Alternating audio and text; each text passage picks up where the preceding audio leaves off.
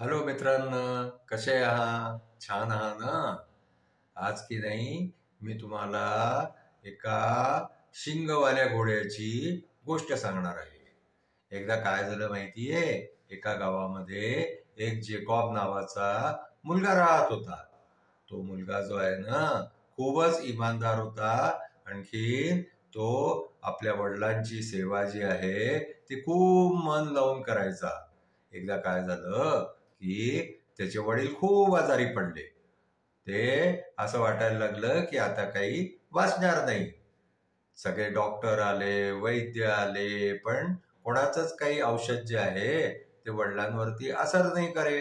आणखीन वडील जास्तीत जास्तीत आजारी व्हायला लागले. मग काय झालं माहितीये का? त्या जेकॉबकडे एक जादूगर आला.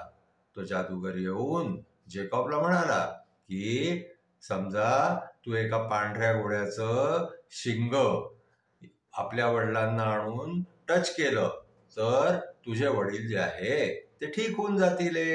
आता जेकॉबला प्रश्न पडला की हा पांढरा घोडा आणि त्याला असलेलं शिंग हे आपण सगळं कुठं आणायचं. म्हणून तो एका राज्यातून दुसऱ्या राज्यात, दुसऱ्या राज्यातून तिसऱ्या राज्यात पांढरा घोडा धुंडत जे आहे ते फिरू लागला. जाता जाता जाता खूप 4-5 दिवस होऊन गेले.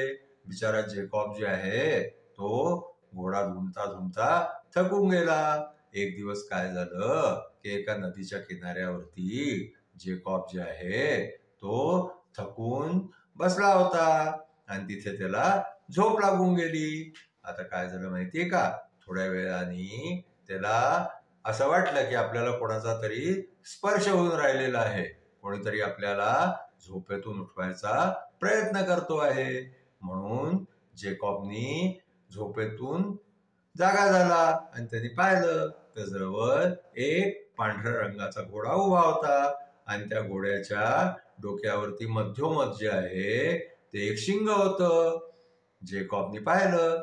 तो घोडा जेकॉबला म्हणायला लागला की तू मलाच धुंडून राहिला होता ना, तुला माझी गरज आहे वडिलांना ठीक करायसाठी असं मला कळून आलं, म्हणून मी तुझ्यापाशी आलो आहे. आता काय झालं माहितीये का? तो घोडा जेकॉबला म्हणाला की तू माझ्या पाठीवर बैस, आपण पटकीने तुझ्या वडिलांपाशी चलू. आता जेकॉब तर घरापासून खूप दूर येऊन गेला होता घोडा धुंडत धुंडत. पण त्या घोड्याने जे आहे ना लगेच जेकॉबला आपल्या पाठीवरती बसवलं. आणखीन तो खूप स्पीडनी जे आहे तो घोडा धावायला लागला आणि तो धावता धावता धावता त्याच्या जेकॉबच्या घरी पोहोचला. घरी पोहोचल्यावरती त्यांनी काय केलं की तो जेकॉबच्या वडिलांपाशी गेला. आणखीन त्यांनी त्याचं जे शिंग होतं ना ते जेकॉबच्या वडिलांच्या छातीला टच केलं. आता ते जसं शिंग टच केलं तसं जे आहे ते जेकॉबचे वडील जे आहे ते एकदम ठीक व्हायला लागले. आणि थोड्या वेळामध्ये ते जेकॉबचे वडील जे बिस्तऱ्यावरती पडलेले होते, ज्यांना उठता येत नव्हतं, ते उठून बसले. आणखीन त्यांनी त्या घोड्याचा धन्यवाद केला. तर जेकॉब खूपच खुश झाला त्याच्यावरती.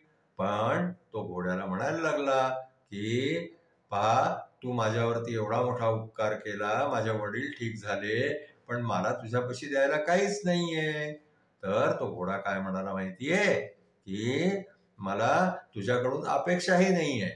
मी चांगल्या माणसांची नेहमी मदत करतो, इमानदार लोकांची मदत करतो.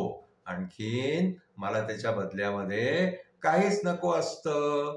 मलाही तुझ्याकडून काही नको आहे. असं म्हणून तो घोडा जो आहे तो जेकॉबच्या घरातून निघाला. आणखीन तो धावत धावत जे आहे तो परत ज्या मार्गाने आला होता त्या मार्गाने वापस चालला गेला.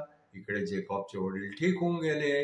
आणखीन जेकॉब आणि जेकॉबचे वडील आनंदाने जे आहे ते परत आपल्या घरामध्ये राहू लागले.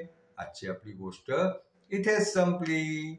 आपण जे आहे ते कोणाहीसाठी काहीही इमानदारीने केलं तर त्याचा मोबदला आपल्याला नेहमीच चांगला मिळतो.